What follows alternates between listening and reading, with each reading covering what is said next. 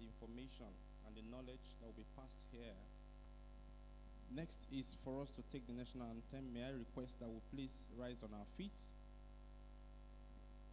as we take the national anthem and the UI's anthem. Media, please, would you help us with both?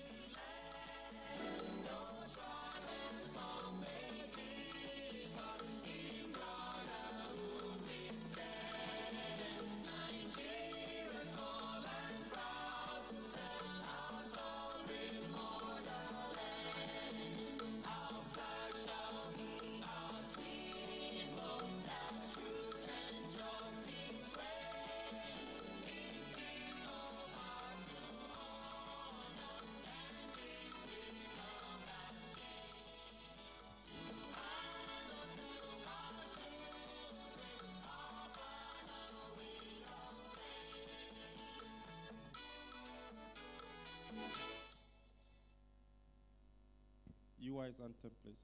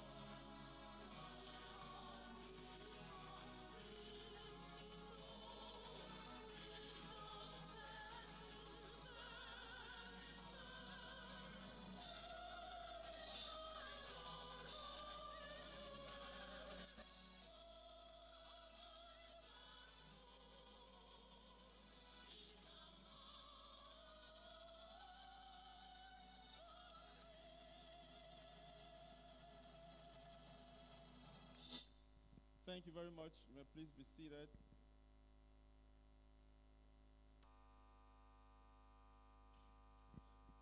On behalf of the conveners, I'd like to welcome every one of us to this wonderful program.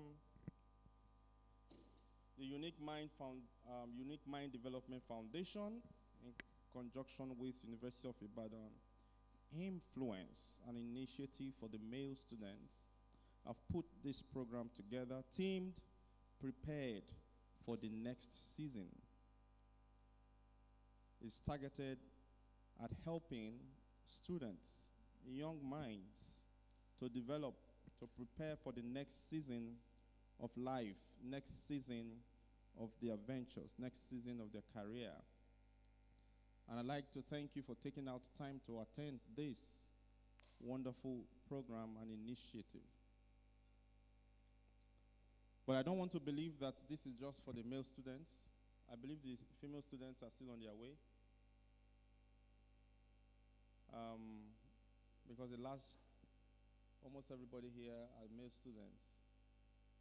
I think the female students are on their way. I'd like to take this time out to recognize important guests and dignitaries in our midst today in no particular order. I'd like to first and foremost recognize someone we recognize in the University of Ibadan as one of the fathers of psychology in the Department of Psychology. Is no other than my teacher, Professor S.K. Balogun. Please can we recognize his presence?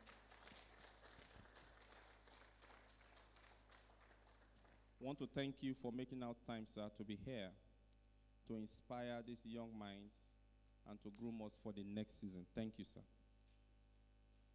We also want to recognize in our midst the current Deputy Vice Chancellor Administration of the University of Ibadan and the Vice Chancellor Designate, the 14th Vice Chancellor Designate of the University of Ibadan.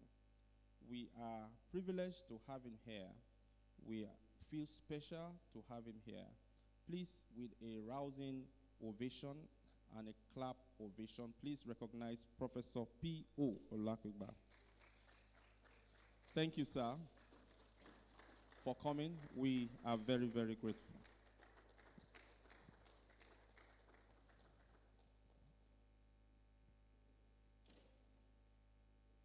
We want to recognize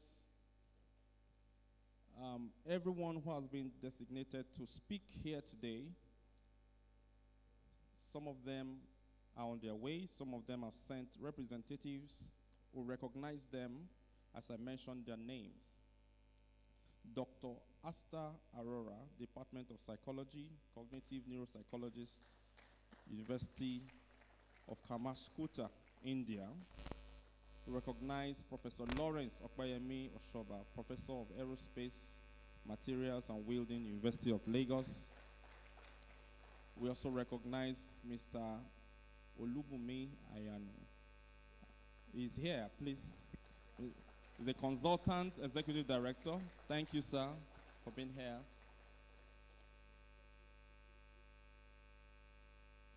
We have representing Dr. Fadeyo, we have Dr. Muibi here, please.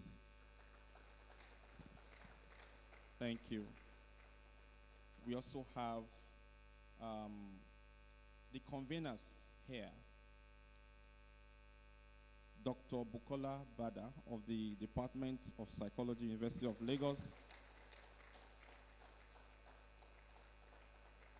She's the founder of the Unique Mind Development Foundation. Thank you for putting this together. In conjunction with Dr. Mowumi Femi Akin Losoto, convener, University of Ibadan, Himfluence, the initiative for male students. Thank you. We also have the local organizing committee chair, Dr. Adebumi Oyekola, Department of Counseling and Human Development Studies, University of Ibadan. Thank you for organizing this and putting this together. Shortly, we're going to be listening to what this program is all about. We're going to be benefiting from the basic information that wants to be passed across. The Unique Mind Development Foundation and University of Ibadan Himfluence, an initiative for male students, have put this together to prepare us for the next season. And I'd like for us to pay attention. I'd like for us to listen. I'd like to invite the first convener to tell us why we are here and to throw more light on the purpose of the team prepared for the next season. With a round of applause, please make welcome Dr. Bukola Bada.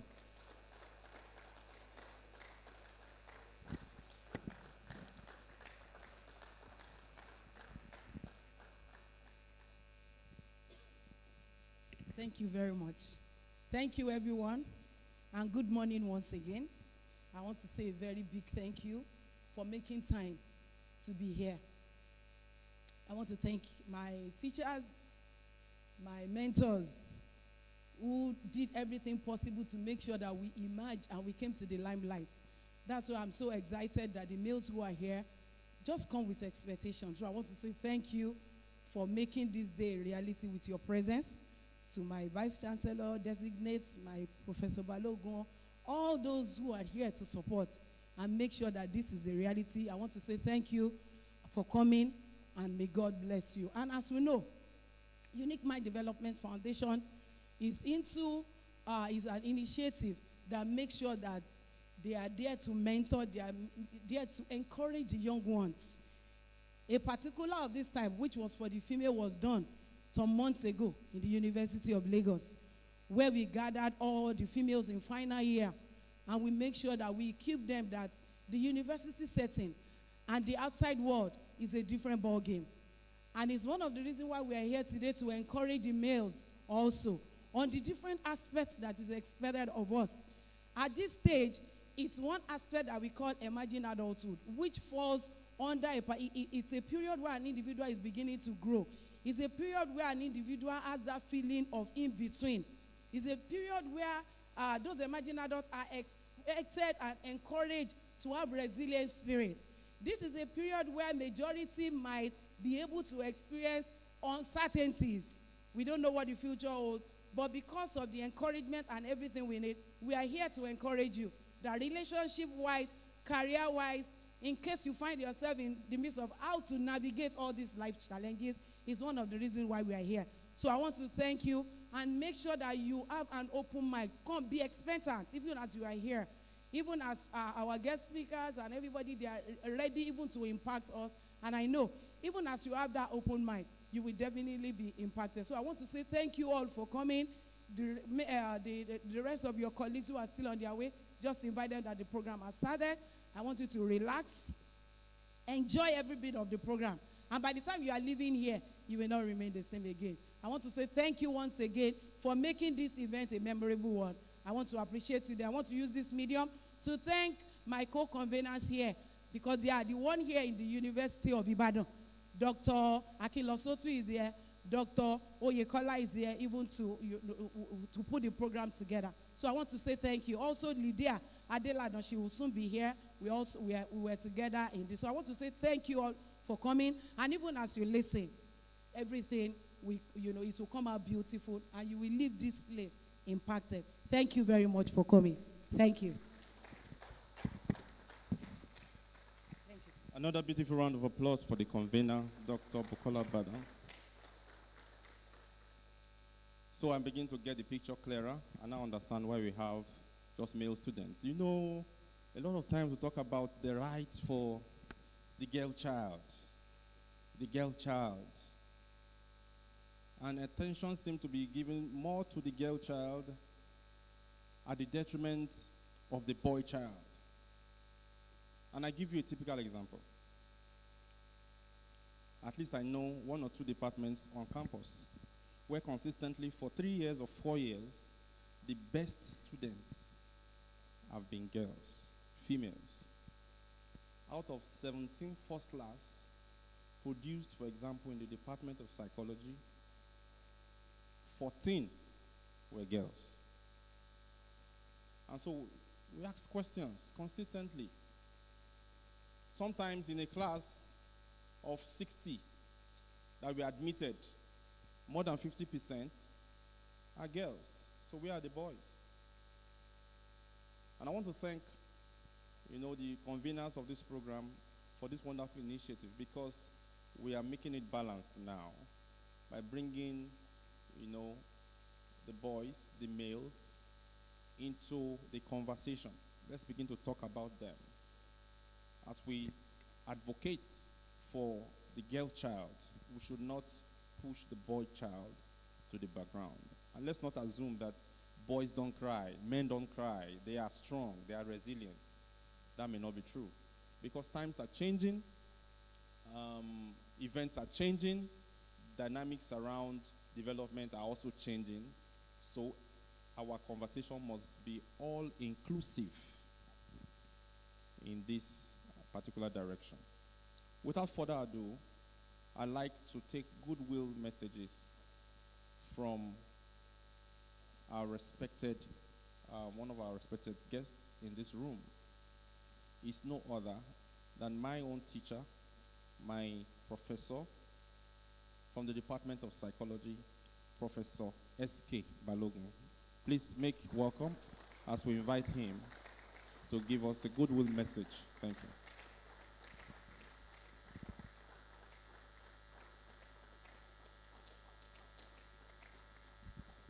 Thank you. Thank you all. When the invitation was sent to me to grace this occasion, I really didn't understand anything about this program. But I know the person that organized it. So it's based on that knowledge that prompted me to attempt to come here. Now, in her characteristic, innovative way, she conned me to say that it is to honor me today. Why? Because today is my birthday.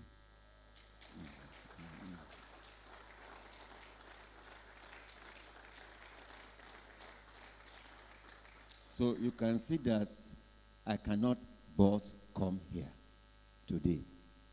Then I looked at the title, Himfluence.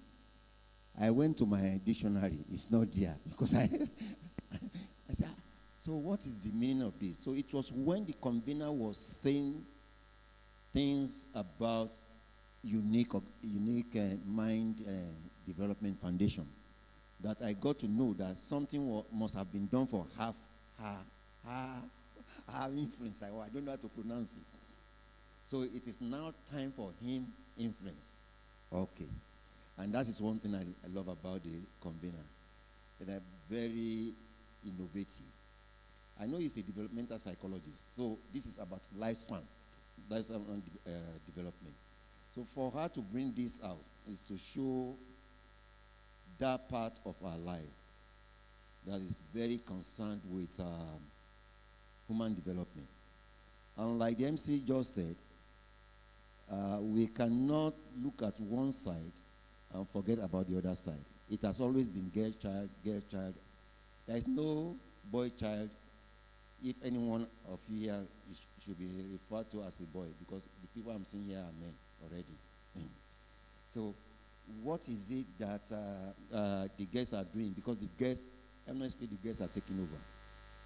So my fear is, where will we put the boys? Are the guests now going to be the next breadwinners of the house? God forbid. Come on, then. Okay. So for her to come up with this kind of program, I am very, very happy.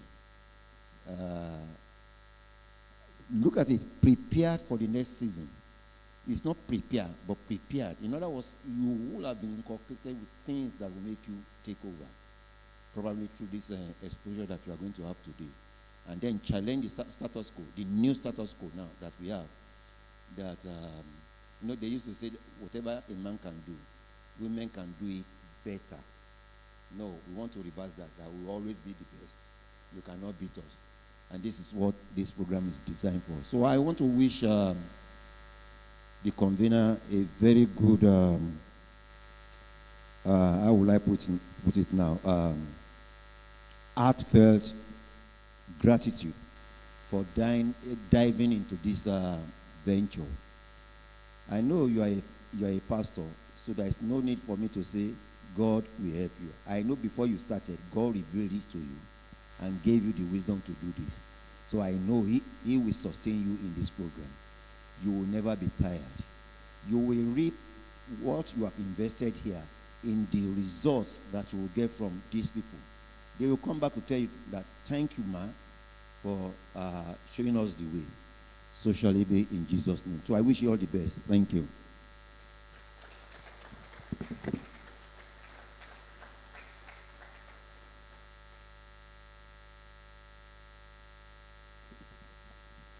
Another round of applause for Professor S.K. Balogun. This is very, very interesting. Thank you for spending your birthday with us, the boys, because we want to grow up to become men like you have and like you are also growing. And on this note, we want to wish you a very memorable birthday. And we ask that God will give you sound mind, sound health, prosperity, long life, and grant you all the desires of your heart. In Jesus' name. Can we say happy birthday, Prof? Thank you so much. Next on the agenda is the keynote address.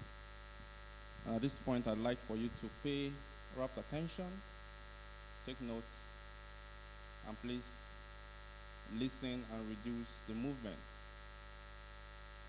I'll provide a very brief citation of the keynote speaker because he's very, very busy and he has granted us time to be here. I've introduced him a bit earlier before now. I will read his citation.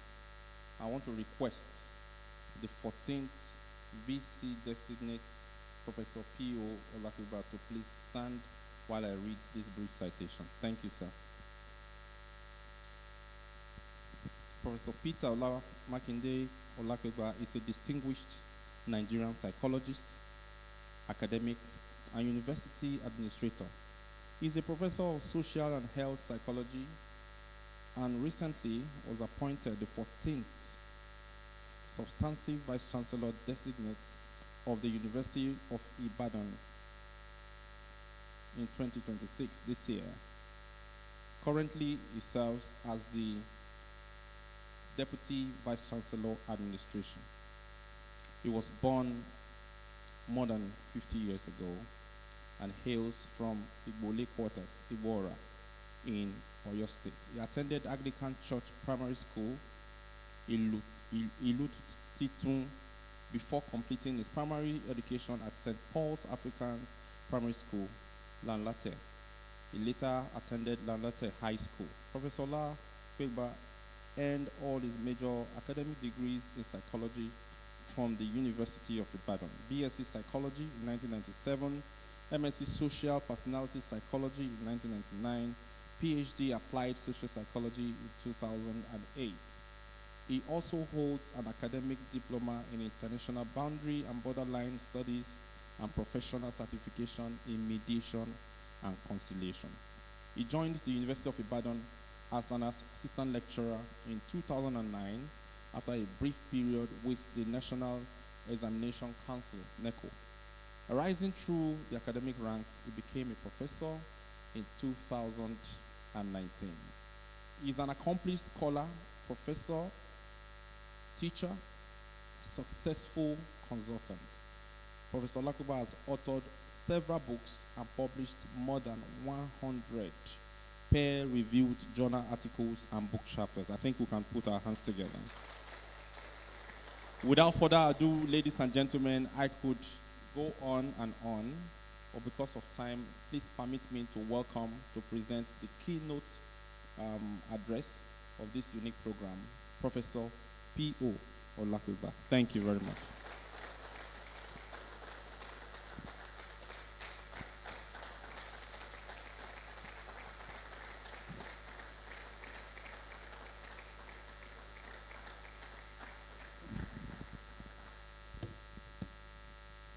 Distinguished ladies and gentlemen, a very good morning to you. Let me start on a note of apology that after this speech you would allow me to take my leave. As early as the morning is, this is the second program of the day. I've been at a program where I had to deliver something akin to this. And of course, there's another one going on at the College of Medicine now, and I promise to be there. So if you see me taking my leave after this, it is because of the pressure of office and the things we need to do. Let me especially recognize my teacher, supervisor, and mentor, Professor S.K. Balogun.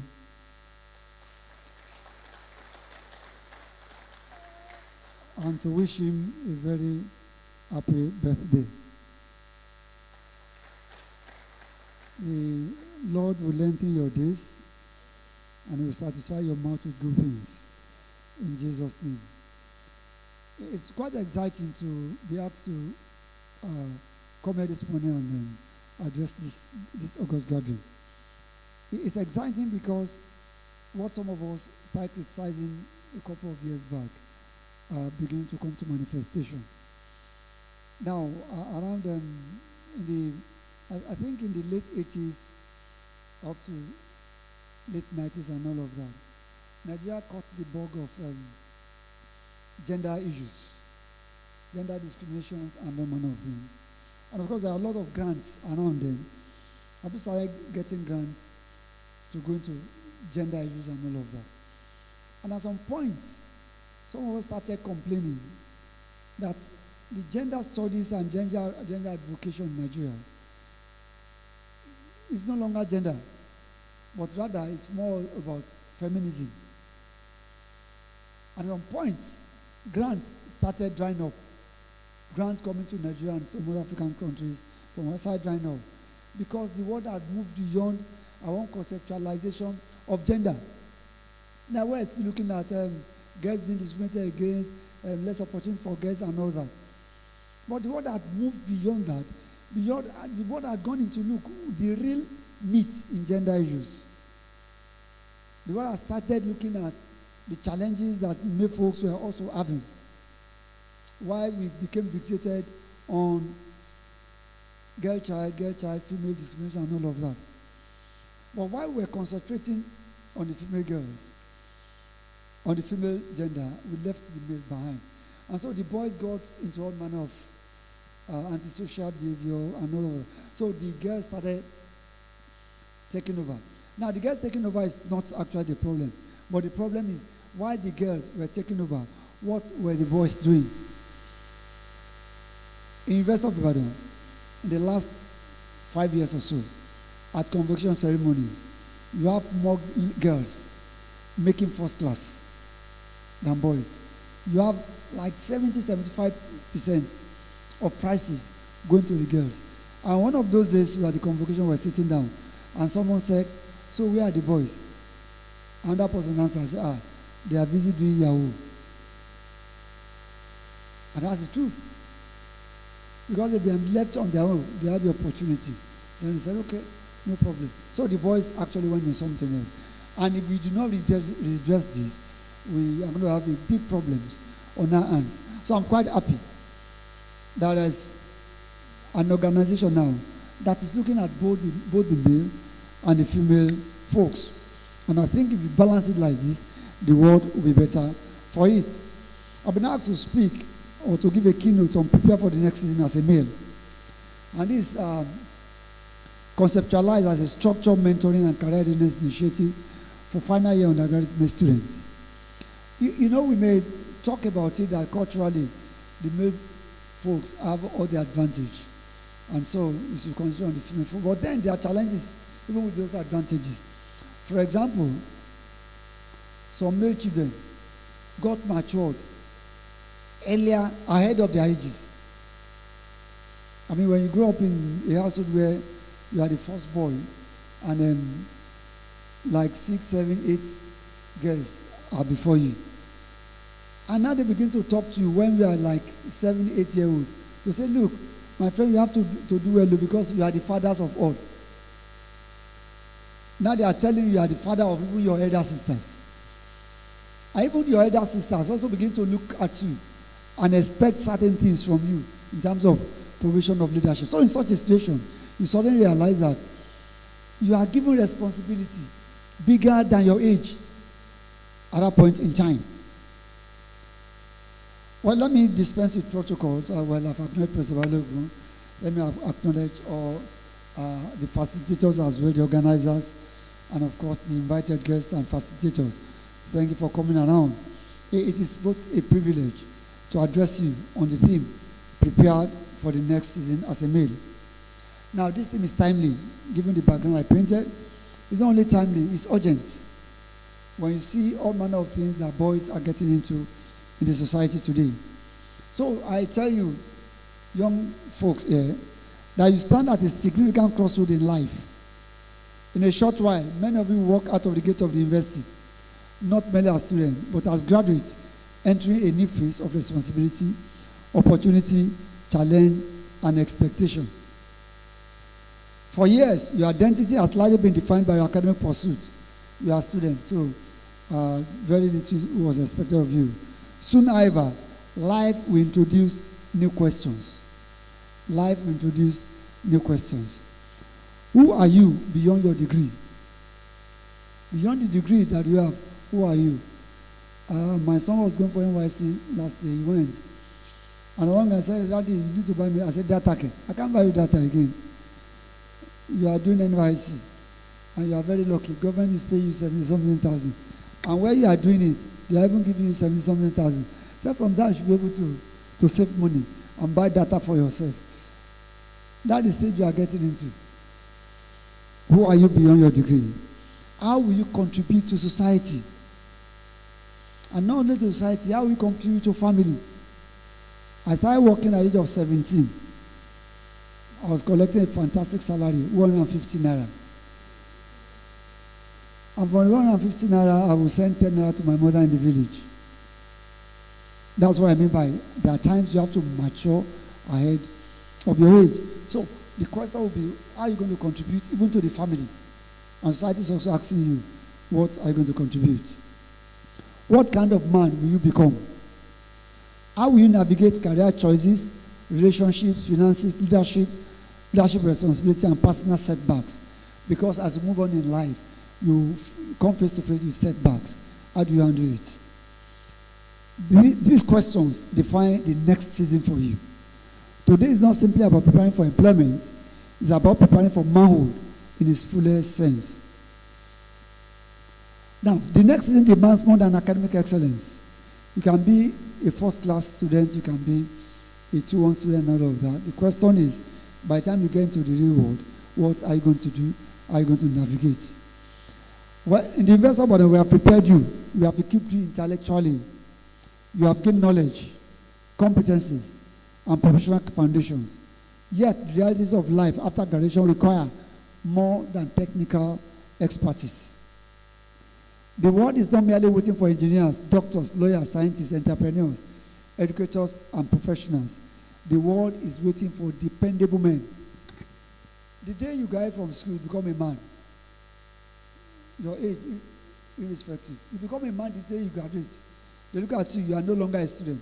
So they have certain expectations. Your father expects certain things from you.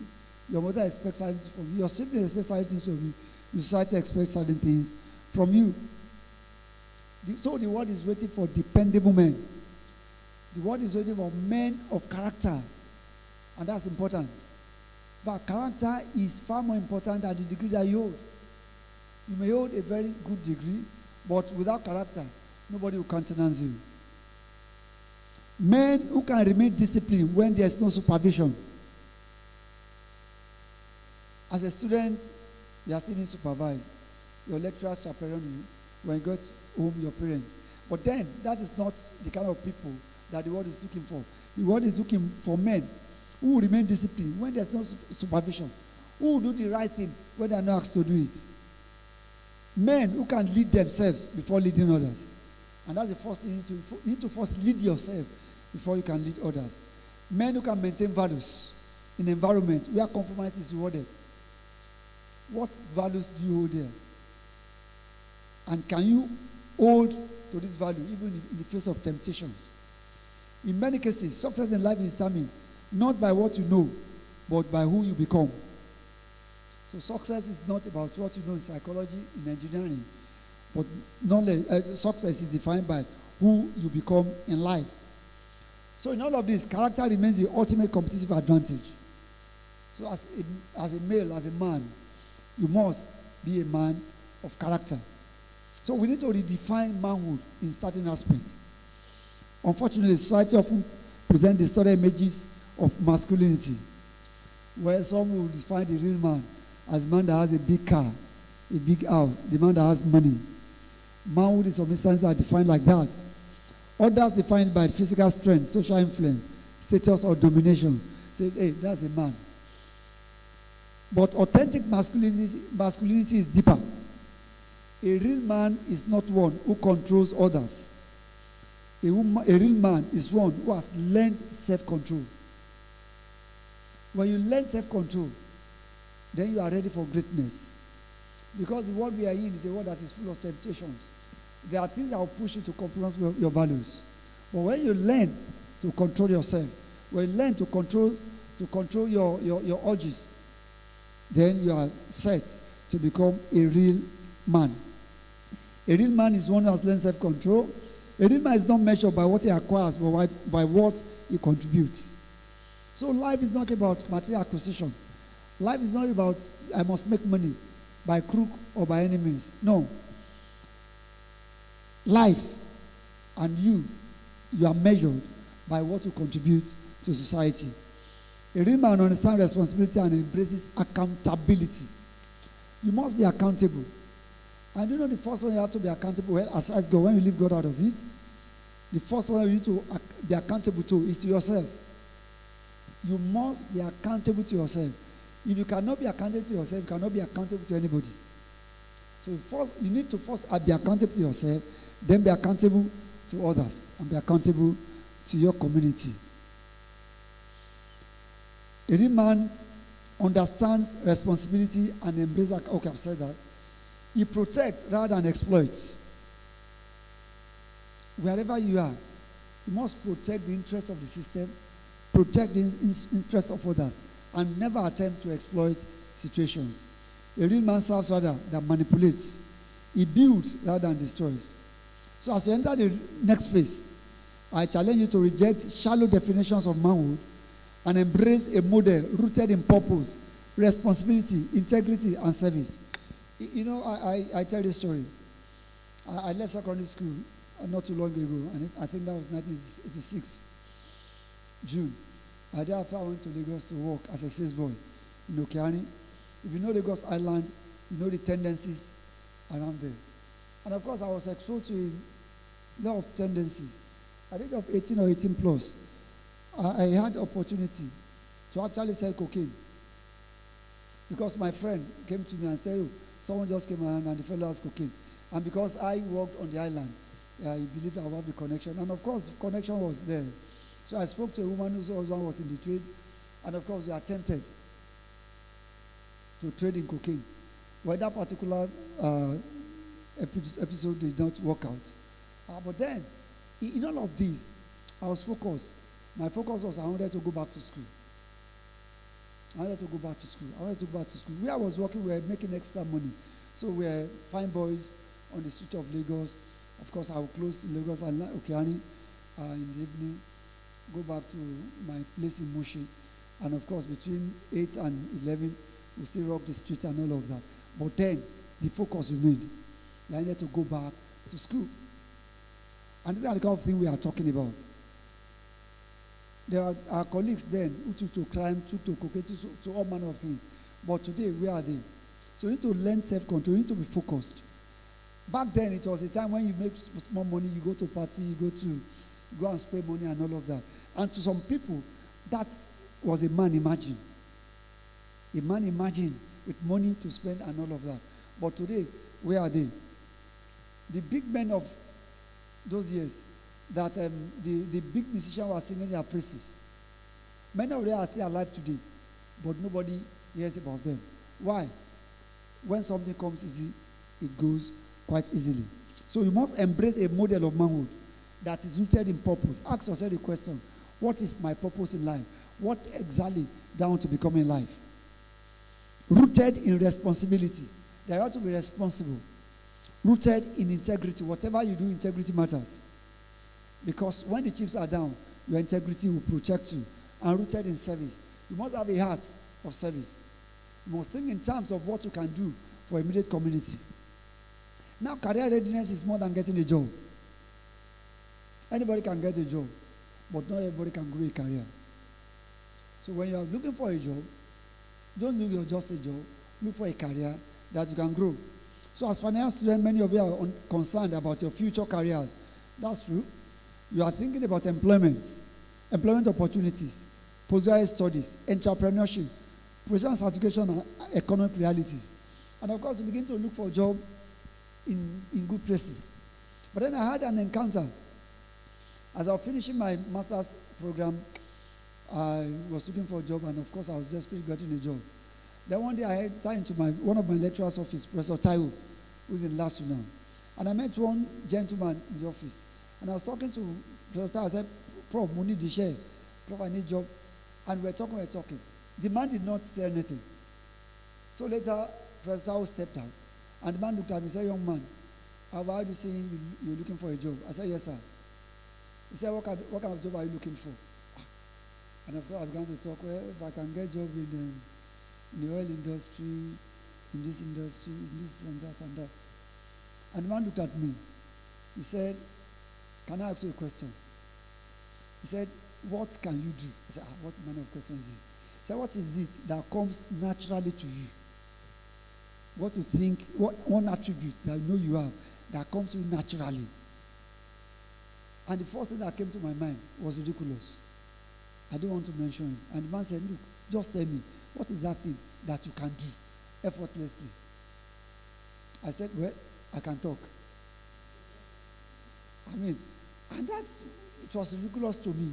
And I was expecting the man to burst into laughter to say, are you a serious human being? And the man looked at me and said, that is good. He said, now you can begin to look for a job. Say, as somebody that can talk, what kind of job should you be looking for? I said, okay, I can look for a job as a public relations officer. I can look for a job as a teacher. I can look for a job as a pastor, also as a newscaster. He said, yes, now you know the direction in which to look. And so not long after that, I got my first job. And it was a job as a research officer with the National Examination Council. NECO just came on board that time. So I got a job. And I entered my first day in the office. I was to share office with an assistant director, an old man who had been a principal of a school before. And I entered the office, and one other gentleman who got to NECO when NECO started in October 98. I joined them in January, October 99. I joined them in January 2000. And I entered the office, and I looked at the schedule of the things we were going to be doing.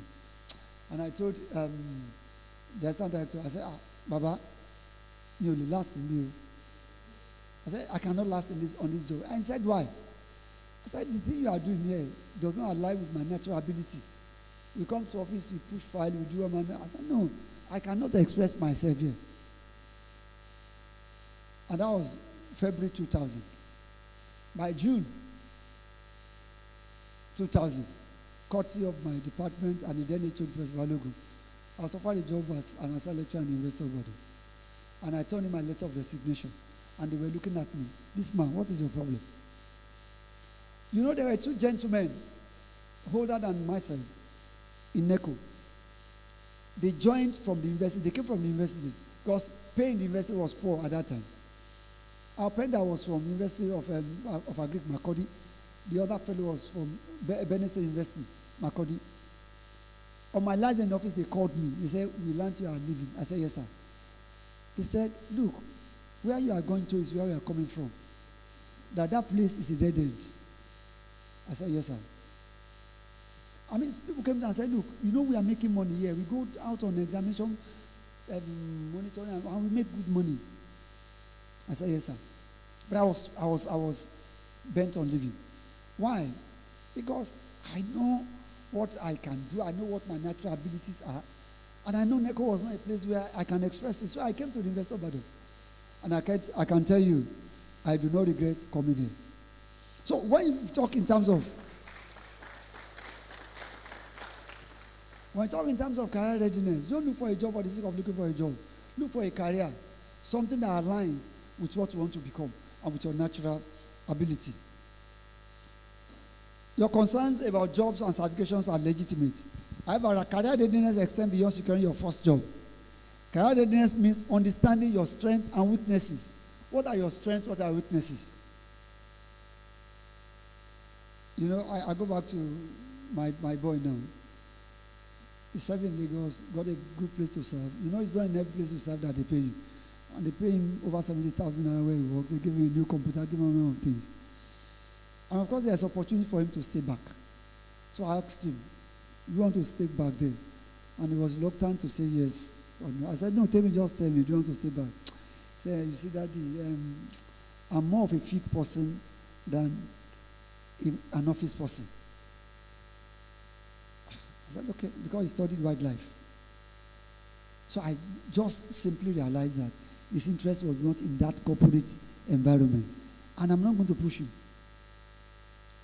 You must understand your strength. You must understand your weaknesses, even as you go to job.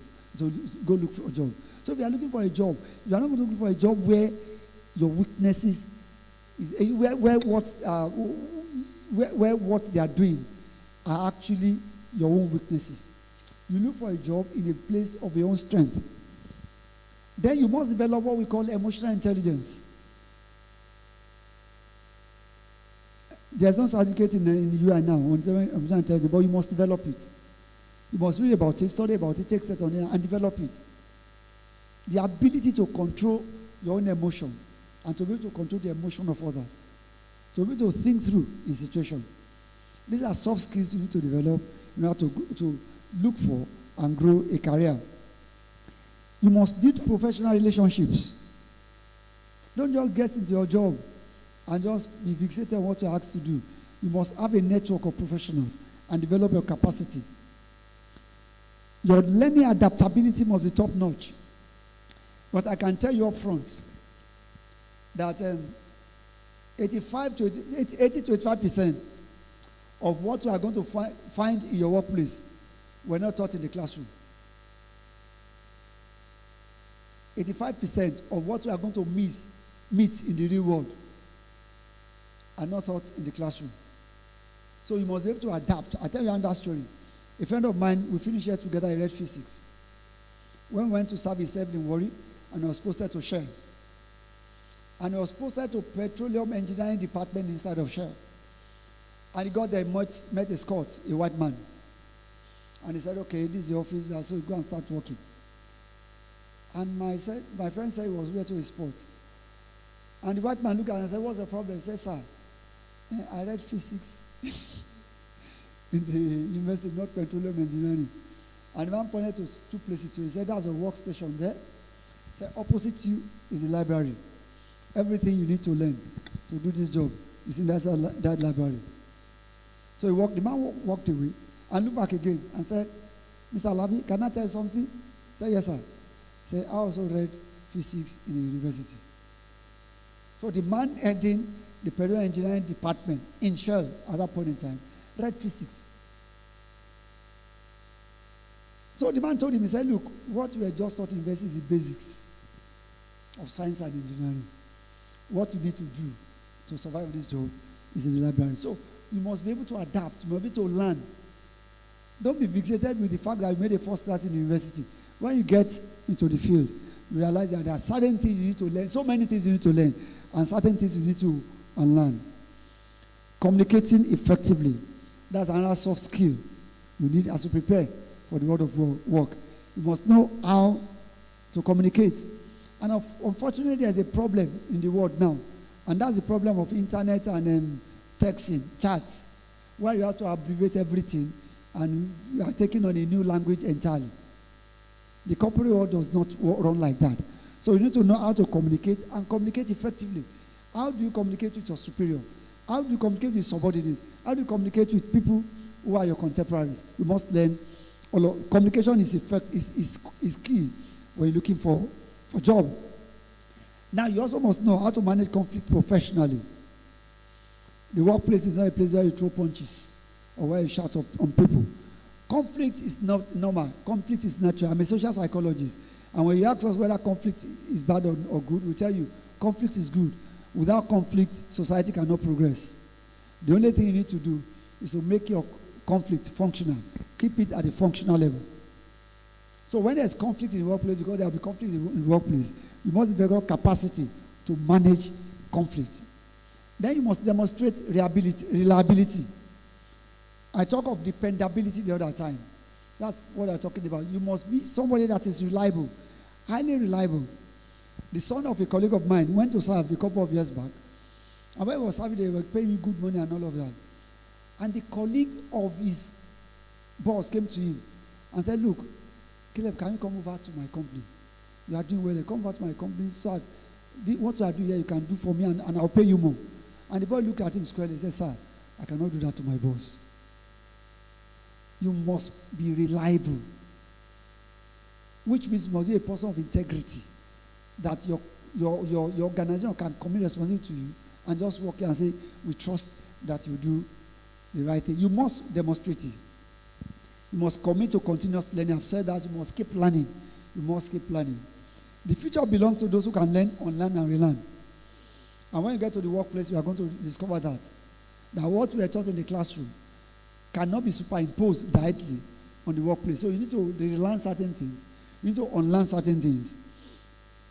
Your degree may open doors, but your attitude, competence, and character will determine how far you go.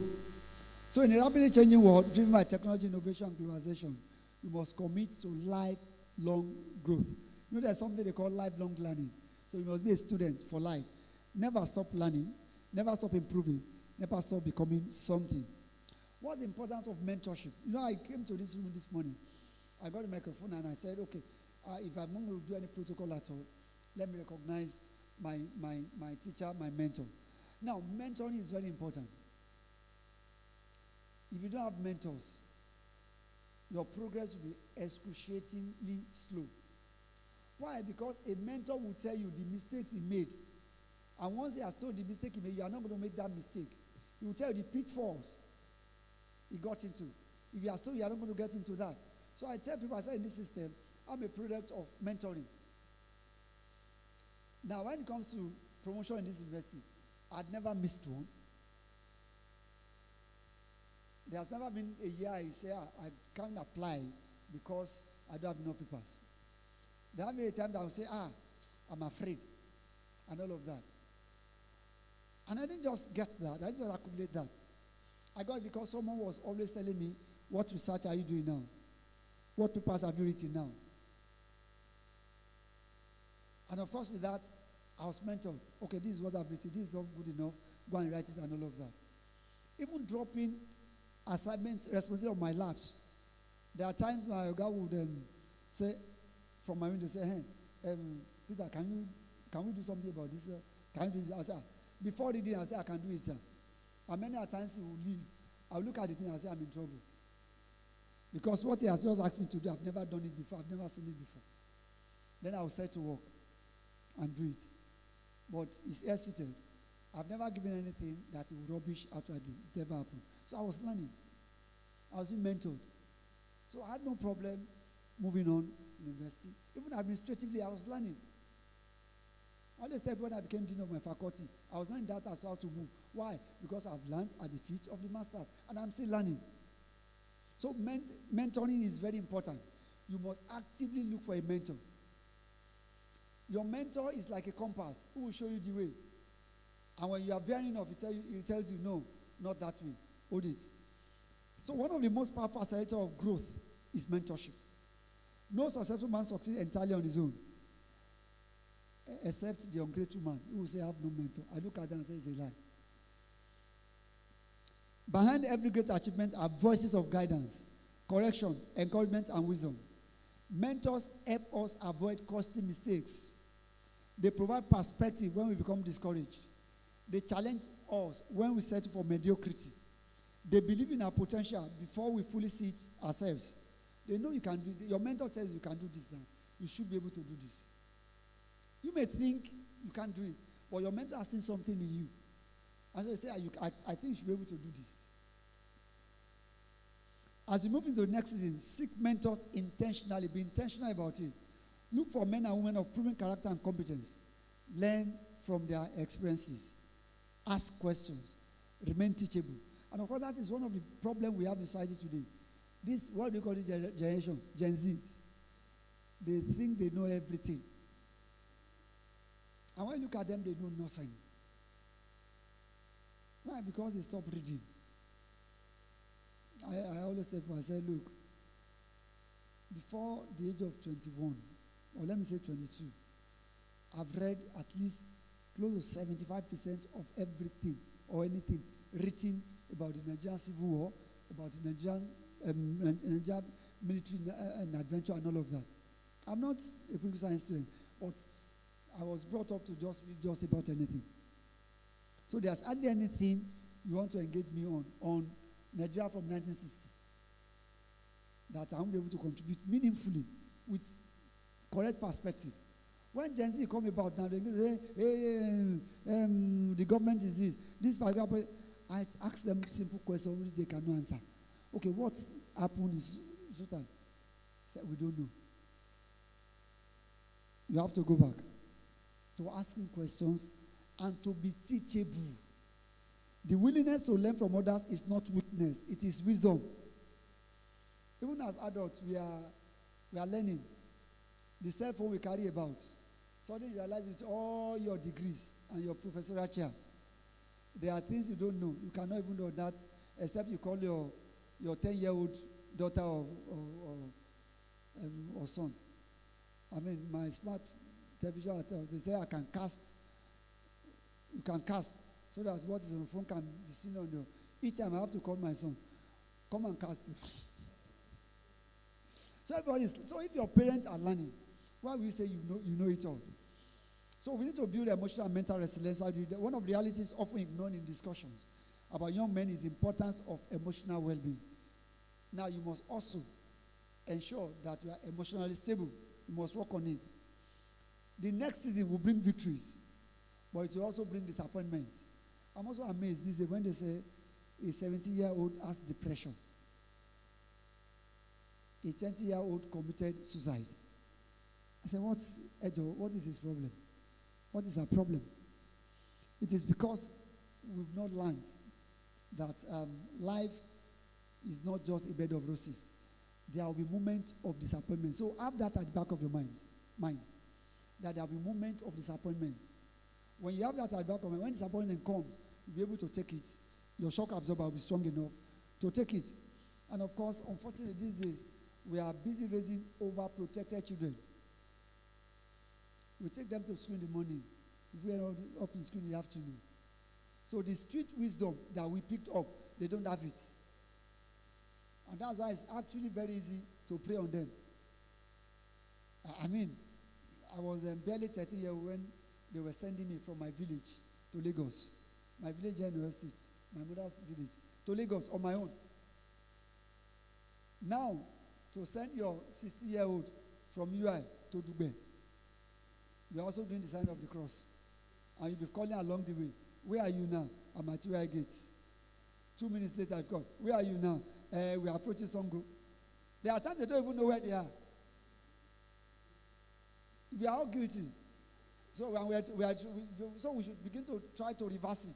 So many times when these kids misbehave outside, I'm saying, but then we've overprotected them. And that's the thing we are battling with now. I mean, all the places I know in Lagos, as a 60-year-old, I was all over Lagos on my own. In fact, I'm not even saying Lagos. As a university student, undergraduate student in the University of Ibadan, all the places I went to, my parents did not know. From here to Zaria, from here to Warri, to Bini, Ife. My parents did not even know. Even my mentor here, who was supposed to be looking after me, did not know I was going to those places. So you must know that you need emotional balance. Know that some job applications may be rejected. At the program I first had this morning, someone came to me. I said, I wrote a reference for you about the one fellowship. She said, Oga, they didn't give me. I said, there will be more rejections. You must have that at the back of your mind. Certain opportunities may not materialize immediately. Have that. Some dreams may require more time than expected. Relationships may become complicated. They say someone committed suicide because the girlfriend rejected him. The silly boy was just 19-year-old. Say, wait and experience more disappointment so I can become a real man. Economic pressures may emerge. In such moments, resilience becomes essential. Resilience is the ability to rise after setbacks. Resilience is your ability to rise after setback. Let that be infused inside of you, that there will always be setback, but you must develop capacity to come back. Let me recommend a book to you. I think the book is titled The Greatest, Muhammad Ali, The Greatest. Muhammad Ali is the greatest boxer that ever lived. It was not because he was never defeated. On a number of occasions, he was defeated. But then, at every time, he came out of defeat to reclaim the crown. That is resilience. That was a man that was very resilient. George Foreman dethroned him. He came back to beat him. This other man, he came back. Listen. When you read that book, you see what resilience can do. It is determination to come back after every setback that is important. The refusal to allow temporary failures defines permanent identity.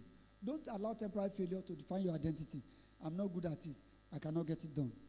Let me just rush to. Now, you have a responsibility to impact society.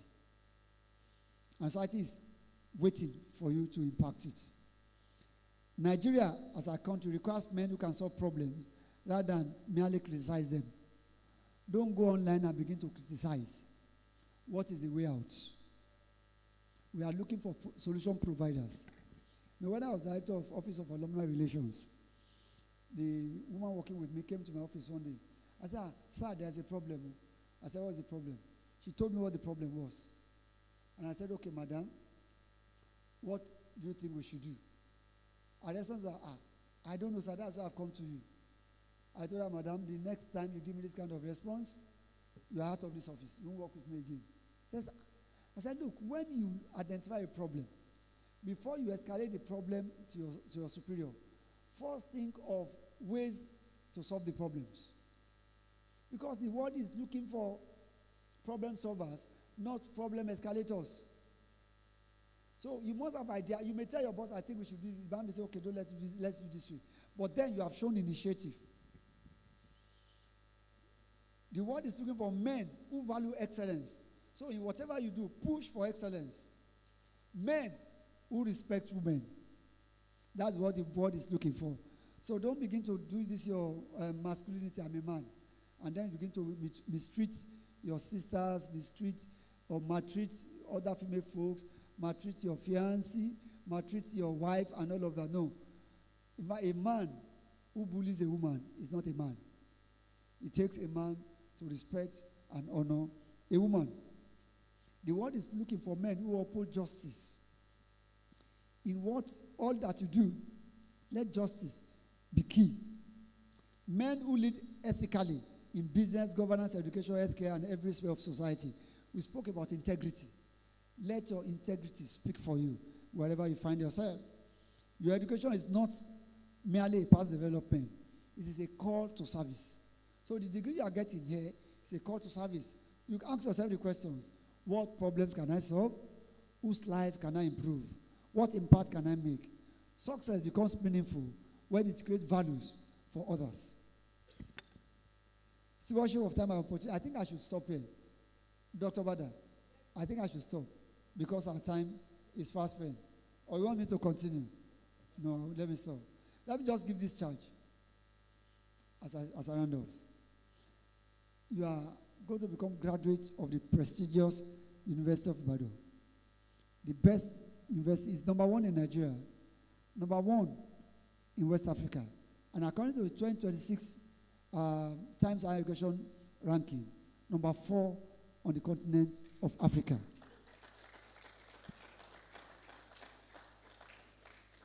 And what does that tell you? That tells you that you carry a legacy of excellence. Wherever life takes you, remember that your degree certifies academic achievement, but your behavior will announce your true identity. Be men of integrity when nobody's watching. Be men of excellence when nobody's applauding. Be men of excellence when others retreat. Be men of service when others pursue selfish ambition. Be men of humility even when success comes. Be men who leave every environment better than they met it. The future does not merely need successful men, it needs significant men. Men whose lives make a difference. Men whose influence transcends titles and positions. Men who inspire generations after them. Let me say this to you. The craze now is to japa and go and do manner of things. And I tell my children, I tell the young people, I said, what do you want to be? Do you want to be part of the statistics? Or you want to be someone that is recognized for something that is worth it? A lot of people are in the UK now. A lot are in Canada. A lot are in the United States. But they are just there as part of the statistics. Nigeria in diaspora. But then you find a few that the world will hold up to say, oh, this is a Nigerian. You develop this and this out there. But you have many in Nigeria that the world is celebrating as a worthy Nigerian. So what do you want to be? Do you want to be a man that is known for something significant? Someone that is contributing to the improvement of the world? Or you want to be part of the statistics? As we launch this structured mentoring and career readiness initiative, we do so with confidence in your potential and hope for your future. That is the mindset of the organizers. The next season of your life is approaching. It will present opportunities you have imagined and challenges you have not anticipated. But if you embrace mentorship, if you pursue excellence, if you cultivate character and remain resilient and commit yourself to lifelong growth, you'll be prepared not only to survive the next season, but to thrive in it. May you leave this initiative with vision for your future, confidence in your abilities, wisdom in your choices, and courage in your journey. Gentlemen, and I think I can refer to you as that, be ready, be responsible, be intentional, be impactful, and above all, be the kind of men whose lives bring honor to your families, your communities, your nation, and to the University of Ibadan. Thank you, and God bless you.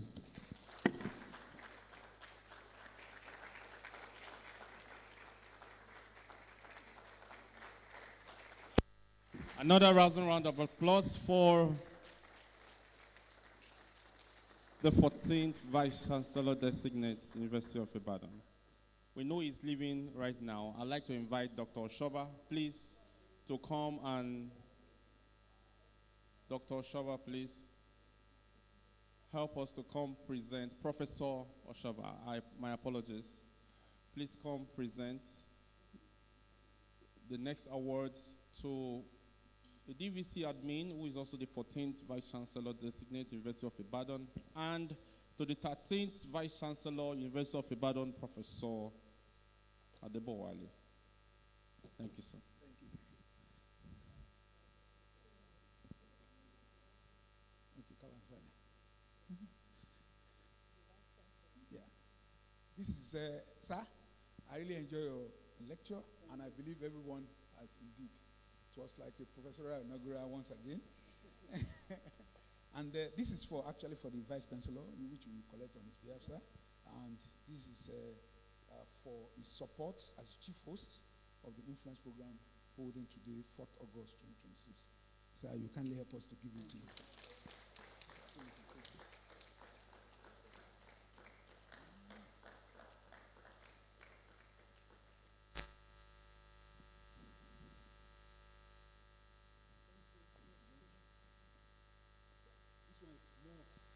Another deserving one, and I think this is smaller to the lecture that we had today. It's like, well, with a prof, and he couldn't have been busy if he doesn't have all those intellects. So, because he has even gone beyond what I have to say to today. So, this is an appreciation, sir, for being the keynote speaker at the Himfluence program. Thank you very much, sir. And I wish you success. Thank you.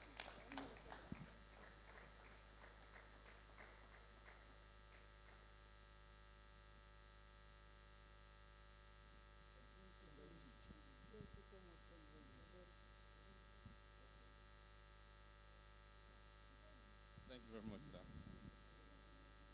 Please, would like everybody to come together. Let's take group photograph.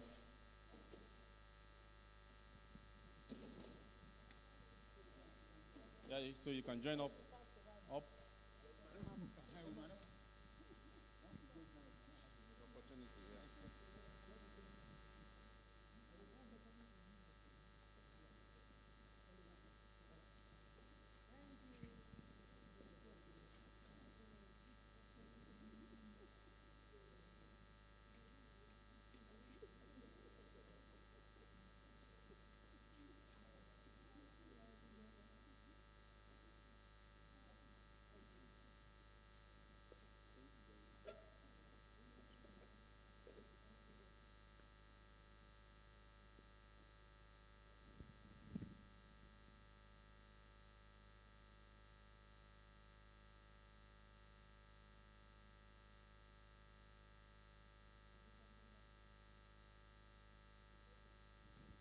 Another round of applause for our keynote speaker, ladies and gentlemen. Thank you, Prof. Sir, for your time. We're grateful.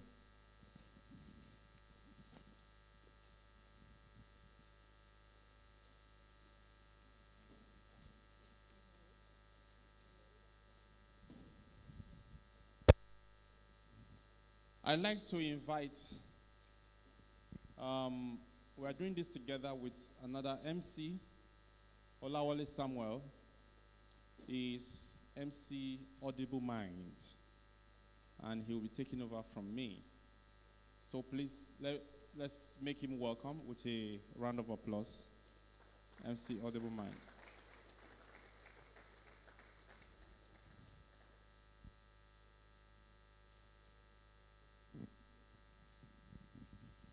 Thank you very much, my boss. I want to appreciate everyone for being here. And once again, I want to say a big thank you to Professor P.O. Olapigba, the DVC admin, and also the 14th VC designate. So, my name is MC Audible Mind. We're going to be moving straight into the next agenda. But before I do that, I just want to reiterate one of two things that Professor Olapigba said that I'm taking home as a person. I don't know what you have been able to write down. But one very important thing that I put down here is that seeking mentorship is very important. And while he was saying that, it takes me back to a very beautiful Bible story about King Rehoboam. I don't know, for those of us that are Christians here, if you are familiar with the story of Rehoboam, when he was about to be king, he went to the elders and asked them questions. These people came to me from Shechem, came to meet him at Shechem. What do I tell them about how I'm going to be leading them? And the elders told him, tell them that you're going to ease their burdens. You're not going to be like your father, who, placed a lot upon them. And what happened? He was not satisfied with what? With the information and the advice that what did he do? He had to go back to meet his age mates to seek for advice. But they gave him very, very bad advice and asked him to tell them that if our father flogged you with cane, we are going to be using koboko. You understand? I'm trying to paraphrase the story. So he told them, just tell them difficult things. You have to be a man.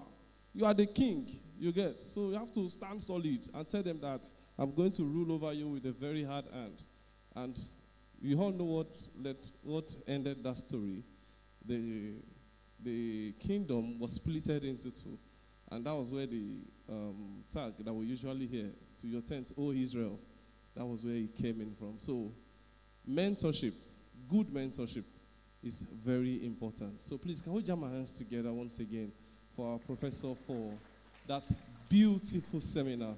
So right about now, without wasting too much of our time, we're going to be taking the first speaker that will be speaking to us. I'm very, very happy that a lot of us are with our pen and paper, jotting things down. So moving on to the next is no other person but Dr. Ayamo. I don't know if I'm correct. Dr. Ayoho, my bad. Please put your hands together for our doctor as he comes up.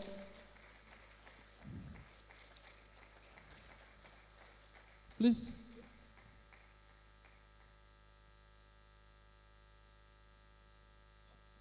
Okay, as we can see, Dr. Ayoho has 20 years of executive leadership. Please, I need you to be clapping your hands as you're hearing that. They are not easy feats at all. He's a CEO of multiple ventures companies. He's an entrepreneur. He's a business strategist. He's a mentor. He's a leadership coach. He's also a pastor. I was wondering who else can have all these things if not a pastor? He's also a pastor in our RCCG.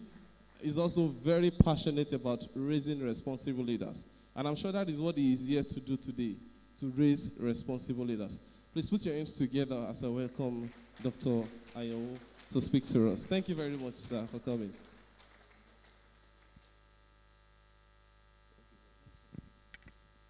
Thank you. I believe you can pick my voice very well. It's a great privilege to be here. Can we appreciate the conveners, the organizer? You appreciate them by clapping your hands.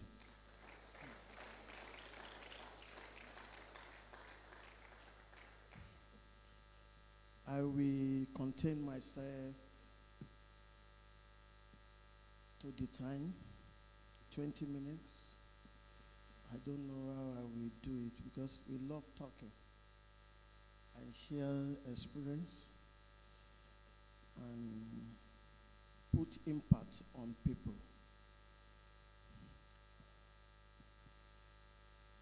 Good day, everybody. You must respond. Organizer, faculty members, mentors, brothers. I was wondering when I came here that I didn't see, so I checked very well that for male, because we are the head, we need to take up responsibilities. That's why they are putting it on us alone that we should be here. The topic, the pressure to achieve financial independence immediately after graduation, preparing for the next season. I really appreciate the Vice Chancellor when he was talking about the attitude. As you prepare for the next season of your life, I want to begin with simple truth. There's a difference between being ambitious and being impatient. You must have vision. When I was in university, our professor then, I studied chemistry, biochemistry, first degree. Second one, information technology, then.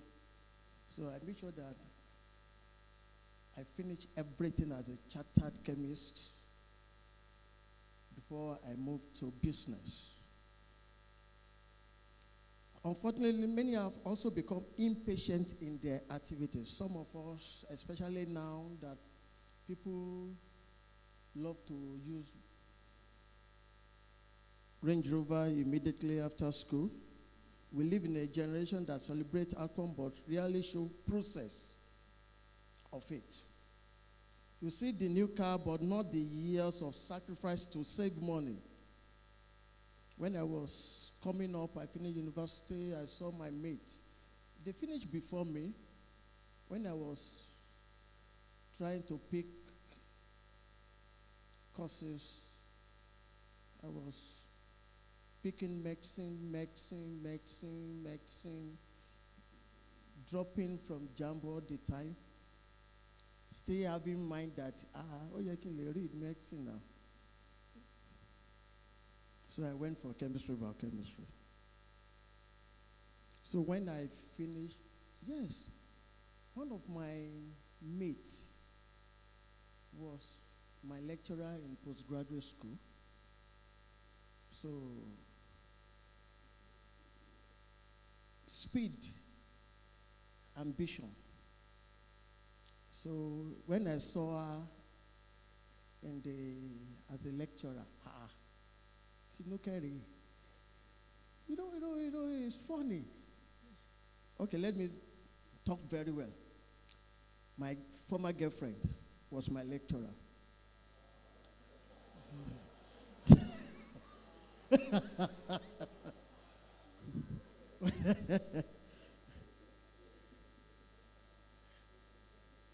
And she was asking me, why picking? I said, yes, I just felt. So I relaxed. We won't be there, Mama pass. She must pass me. We separated amicably. So, not that ojit me or any, no.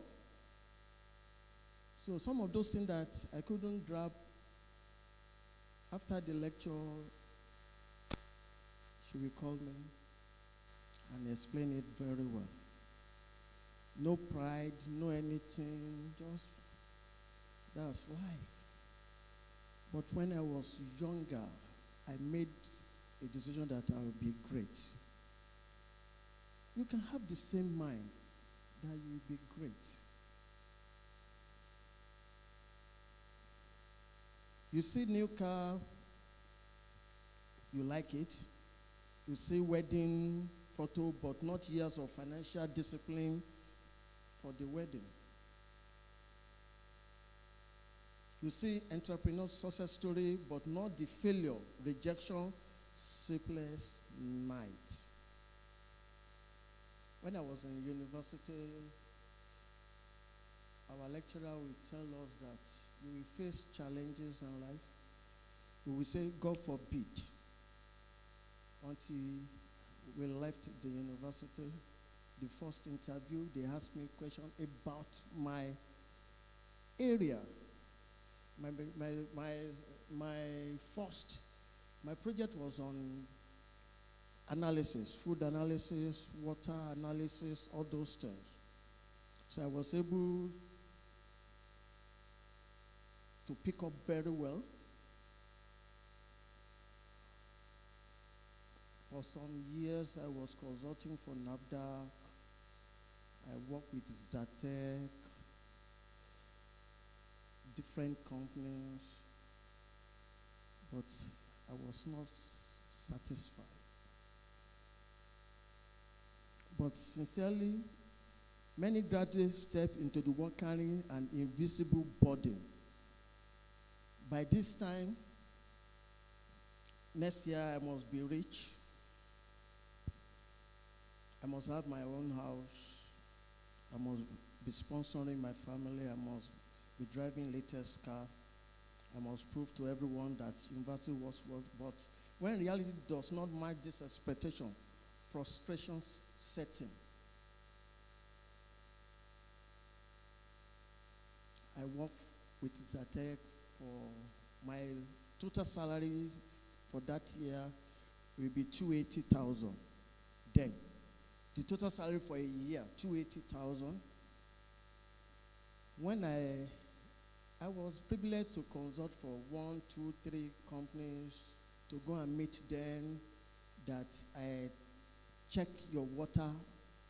I will buy pure water outside and I will taste it.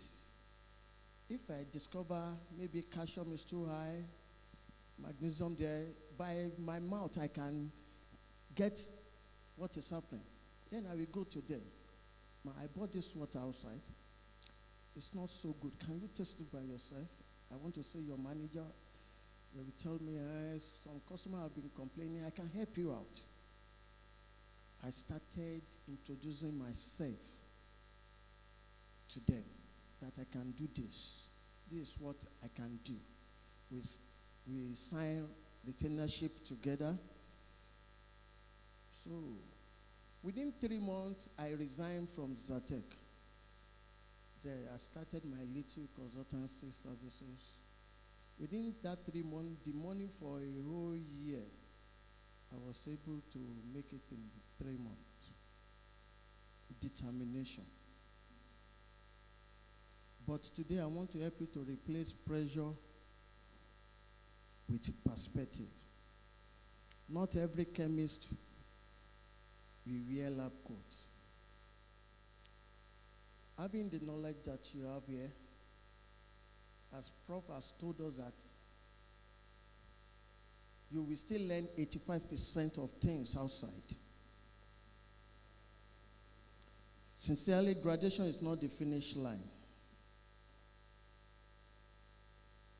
When you are like this now, you need to think of, what am I going to do?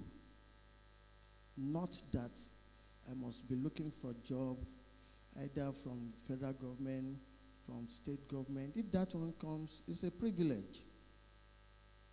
But from my own side, I determined not to work with either state government, either the federal government. Proposed in my heart that I want to free myself. And if you want to free yourself, as Prof has told us, integrity. So many things. Graduation is just a transition. You know, I finished from biochemistry. The first time that I saw carbon and sand filters to treat water, I was able to do it with chemicals, no problem. Until I got to Lekki, that the water always have iron problem, brownish in nature, the taste. So I went to learn how to use resin. I read it. I went to some people. Can you? Those that taught me that thing, they had just OND. They gave me the idea. I tried it. It works. Your certificate, graduating from university, is not the end of the journey. It's the beginning of another phase of learning every day. What are you learning? Is it to do crystal, Yahoo, or any other thing? This life will teach you wisdom, how to relate. I sent one of my boys for an interview. He got to the office. When they were interviewing, he just stood up and go and shut the window. He said the AC was too much. Try to off the AC. They sent him away. In an interview room, you said you are not comfortable because of that, and you went. You didn't take any excuse. Just went there to off the AC. Nothing upstairs. Don't do that, because I will walk you out immediately. The marketplace will teach you character. You must be ahead of everything that you are learning. I went for an interview at Bonabe. They are doing children's syrup. That was maybe 1998 or 99. Those that were interviewing me, the question they were asking is not too good. That is too simple. Because I read ahead. Then after the interview, they clapped for me. When I starting, I said, sir, can I introduce another thing? They said, what? Next time that when you want to interview, you interview like this so that you will know whether they said, we don't want to employ coach. So I know they won't employ me that day because Mutis Oroju. We must be humble. Though the one will require competence, but with your brain. Though your degree will open door, how you manage that one left to you. Pressure after graduation is normal. Family expectation, people, you are the firstborn, like myself. I was the firstborn then, and I moved around and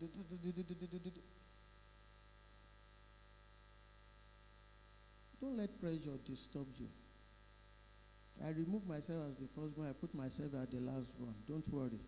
Anybody can be the first one when the pressure was much.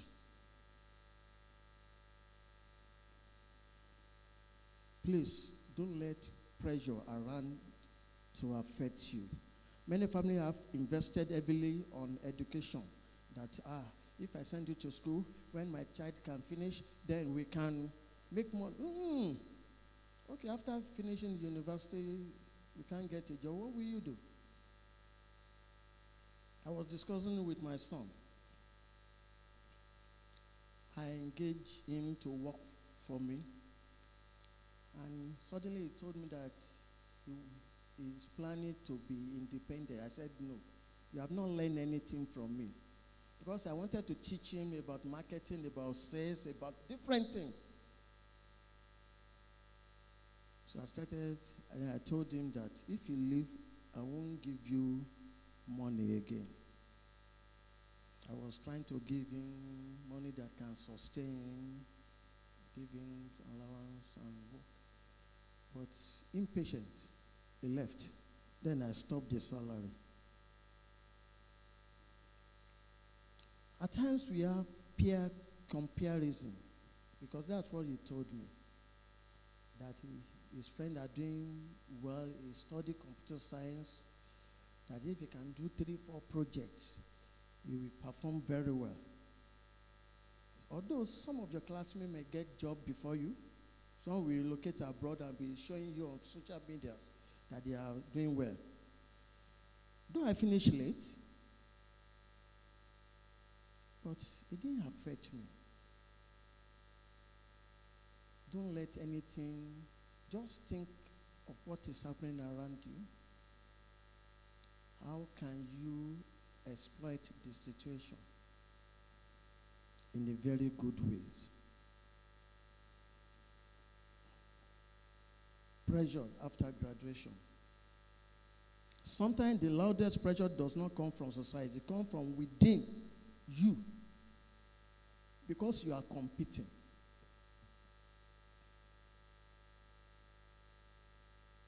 The kind of future you want to have. And when it doesn't come,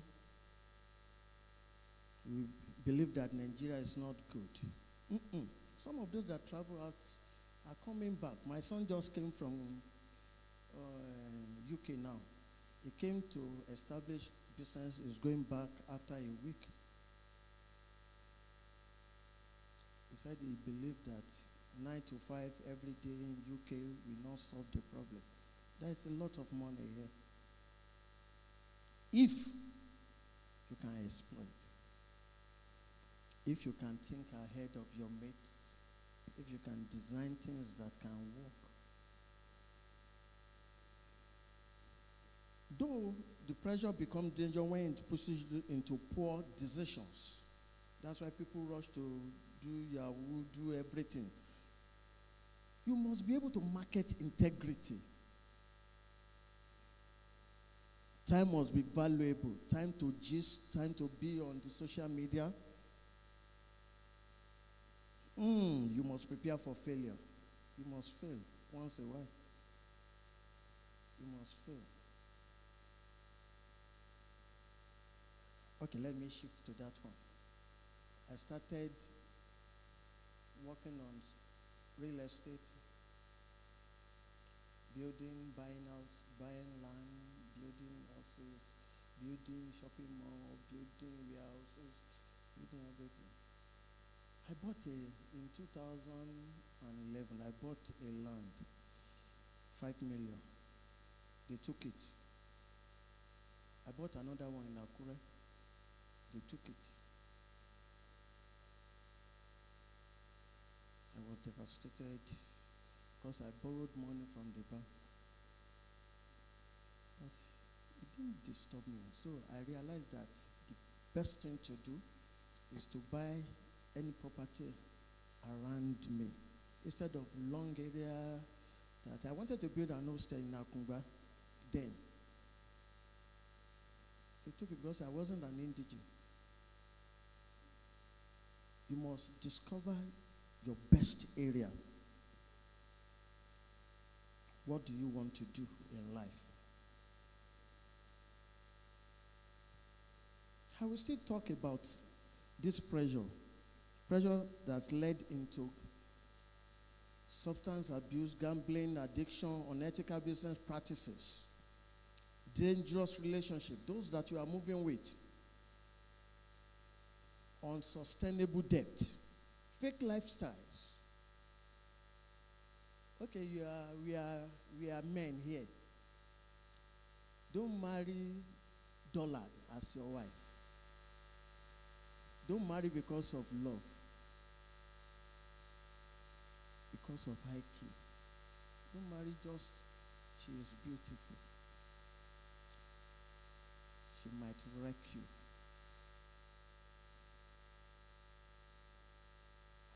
I believe you don't understand that one. You can grab what I'm saying. I have a friend. He made the first 1 billion in 2017.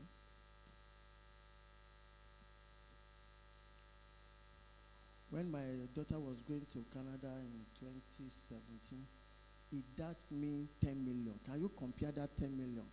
That time, 2017, gave me 10 million.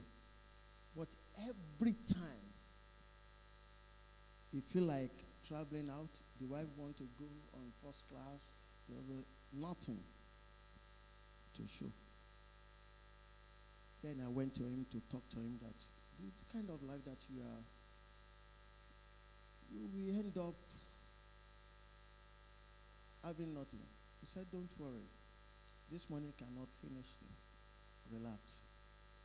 So this year he called me that I should borrow him, I should give him 30,000 because he couldn't afford to buy fuel.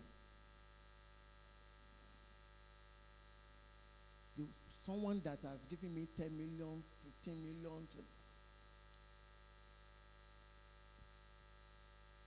The couples, they have nothing. So it depends on you. When you marry wrong person, it will help you to finish wrongly. Whenever success comes before character, disaster is usually around the corner. The question is now, how quickly can I become rich? Do you want to become very rich as quick as possible? Huh?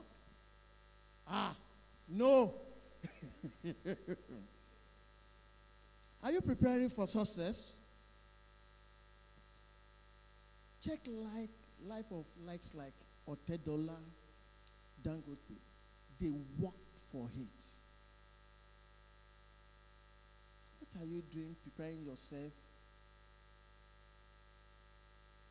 to maintain?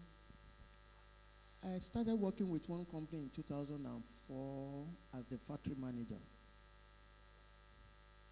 In 2004, they gave me the role. And one of these days, we always bringing container from China in 2004. And one day, my MD called me. I asked for the request for the parking list. They said there was no parking list and we offloaded about 10 containers. And they said I should just go and count it. That anything I can get there, I should record it. That's the integrity test. Then we counted, and I saw the variance. My subordinate said we should not declare it because we will make about 60 to 70 million that time. I said no. Let me declare it. He said, no, this is the opportunity to be rich quickly. Because someone said that I want to be rich. Almost immediately. That's what I'm telling you the reason. Eventually, the Chinese, they gave me opportunity to recount. When I gave them the exact thing, they said, no, it's not up to this.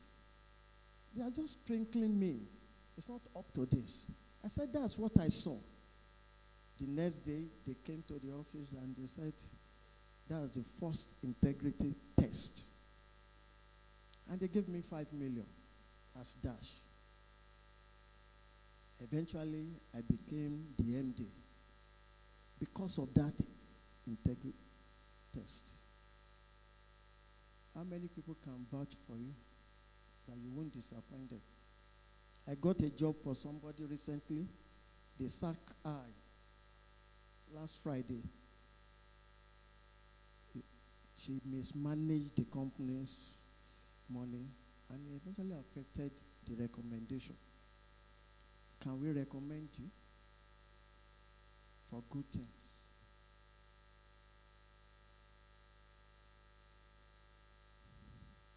The theme of this program is prepare for the next season. One key thing is to note that every meaningful progresses through season. There is a season of learning, a season of building, a season of waiting, a season of growth. Don't think of making money immediately. Work on your integrity. A season of growth. When the integrity test happened at my friend's bank, at Intercontinental Bank, they noticed that when they go to the bulk room to distribute money, always have shortage. Then they mark most of the money. And they told the specific person, go and take the key of the bulk room, distribute money. And he always pick out of that new note, keeping it. So eventually, they lock everywhere. They said, we want to search you. They saw note.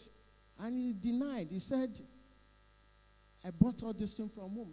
And they showed him the marked money. Some of you that we are talking about the government, if they give you the opportunity, you will do more than them.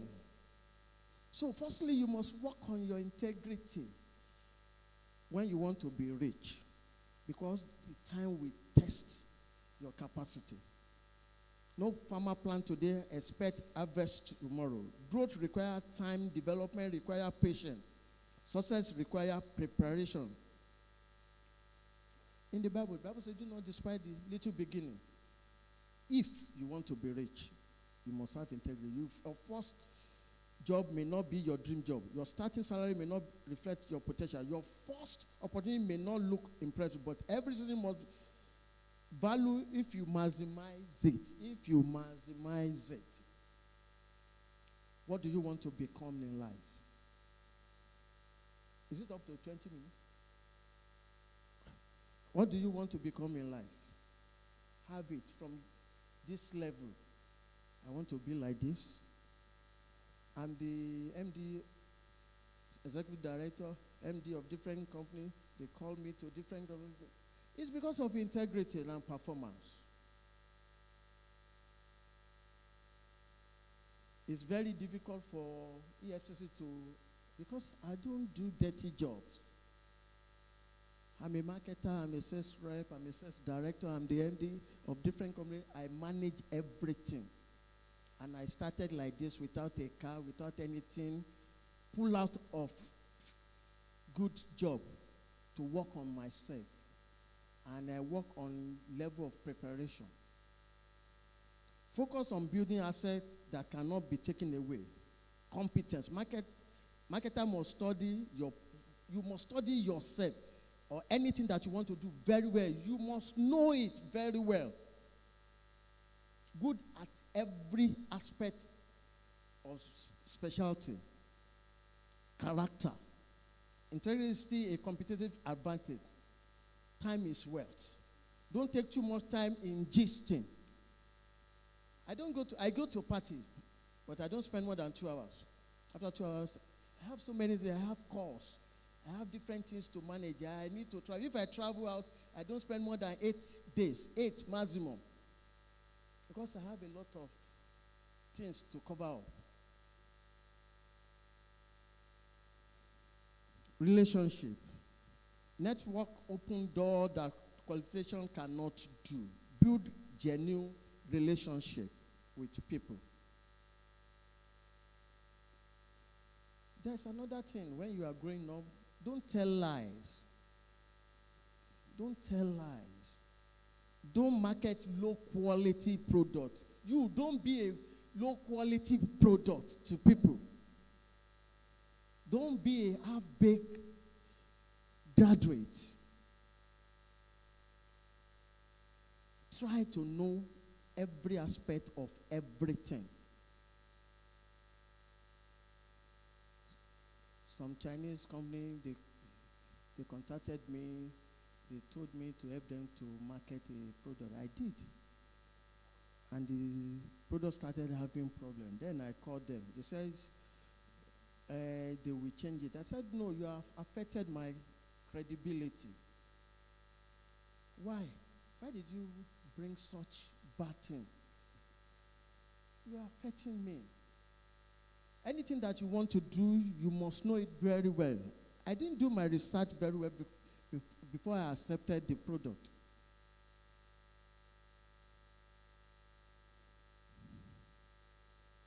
Your reputation is very, very important. Protect your name. Okay, let me talk about credibility, reputation. I went to a customer, and I told the customer, sir, I want to import goods, but I don't have enough money.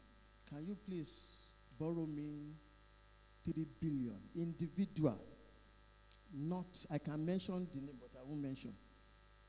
I, as myself like this, went to another individual, borrow me 3 billion. It was, and he gave me. We didn't sign any bond. Years of interaction. He said, you will use it to give me product like this for so period. We didn't sign, just mouth. I building every day. Reputation and integrity. Can they trust you with little things? I will say it in Yoruba. Tọ́nbá fún ẹlòmíì ní ẹyin, akànlá. Everything is money. Do you have emotional intelligence? Don't react to failure immediately. When things is not working well, it's like the same thing that is happening around. Some people, they curse Nigeria every time. Nigeria, you lay down. Nigeria, you are down from Nigeria. No. Confess good things every day, even to yourself. Tell yourself that things will work, and things must work. 3 things every gathering must do. Do not wait for perfect condition. Take the opportunity available today. Small beginning often lead to significant outcome. Like, I'm a Christian, so Job 8:7 says that though my beginning might be small, but my later end will be very great. Have it in mind.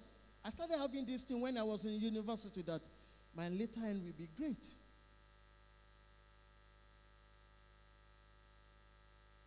None of my children can work from 9 to 5. They must have business. They must have things that add value to them. You must have things. Okay, when you finish working, every time you close by 9, by 5 o'clock, what will you use the other time to do? To gist? To write? You must engage yourself every minute.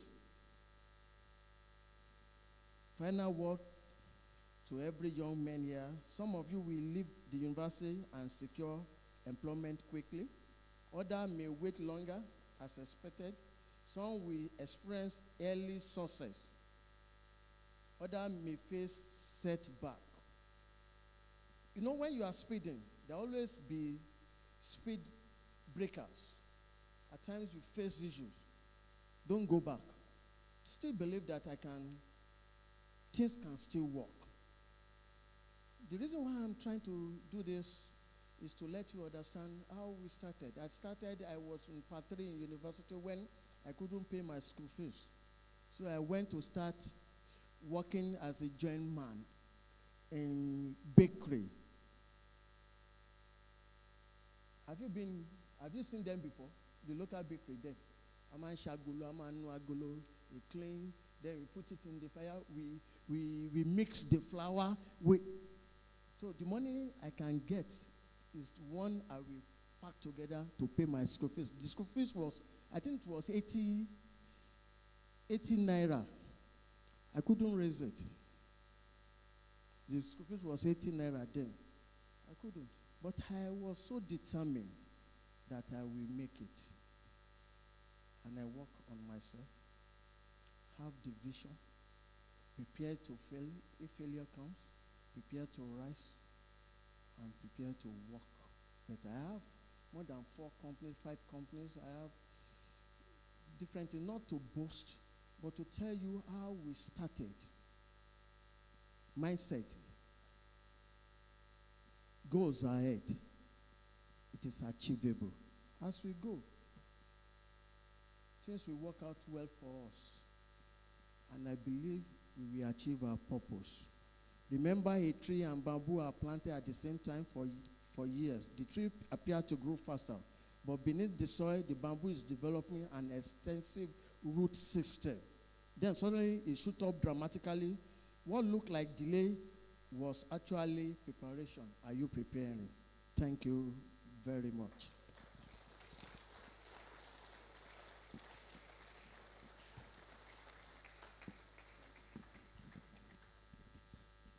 That's your clap. I believe it's not enough.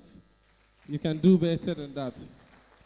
Thank you so much, Dr. Ayo. We appreciate your presence. That was so profound. I'm sure you're going to agree with me, right?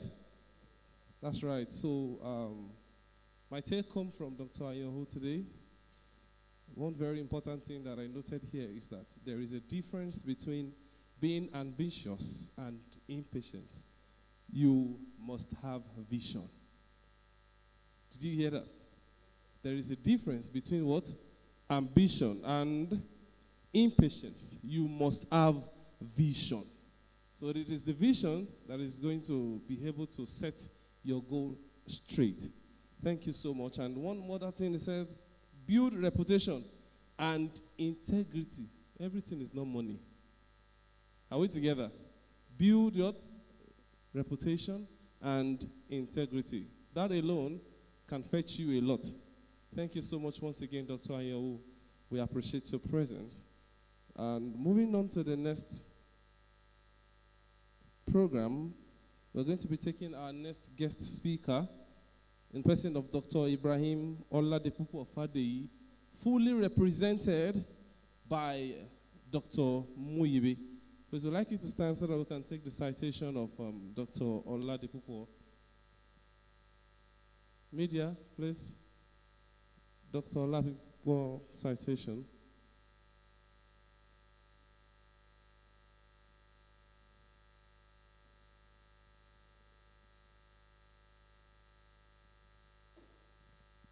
Media, are you with me?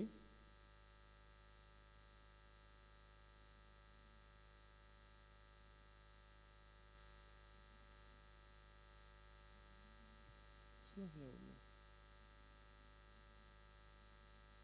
Okay. We are still probably eventually going to have to take that. Please, can you please come up and take the seminar? Okay, sorry.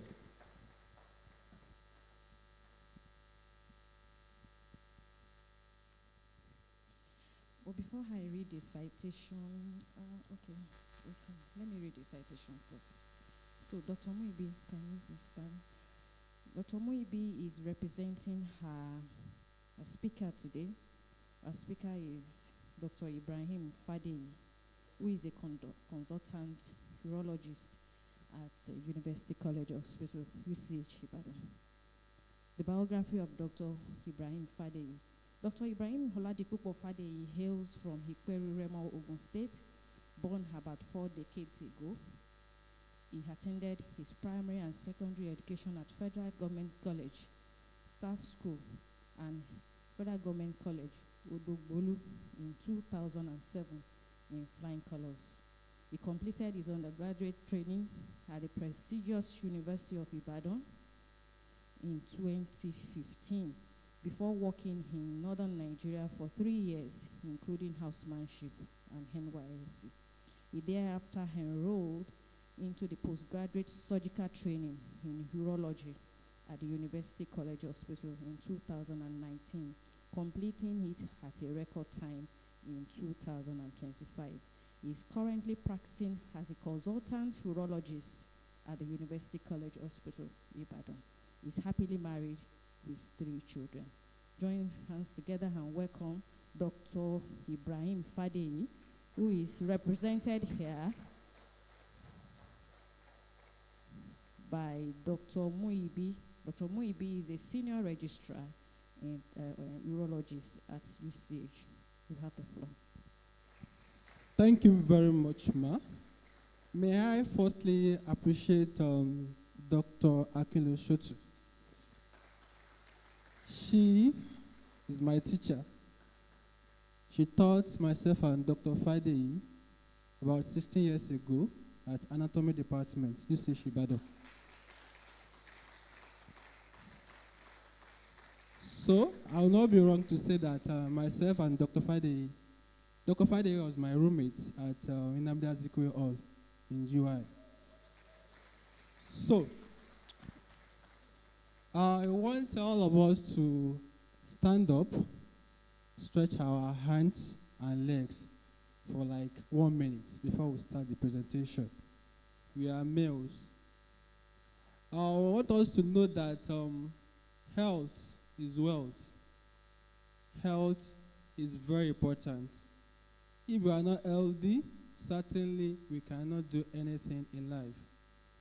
So I will start with the fact that we are in final year. The first thing that comes to mind is our projects that we need to sort out. We need to sort out our projects, and this project actually requires a lot from us as a students. From the time that we're going to concept and give the results, and even to give birth to the words, to the topics that we have to discuss. So it takes a lot of time, and it requires a lot for us to get a certain topic, and before it is approved by our supervisors, and before we start work on it.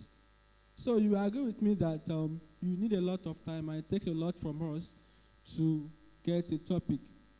However, being male, we tend to make some certain mistakes that we are strong, we don't cry, we don't need to complain. However, I can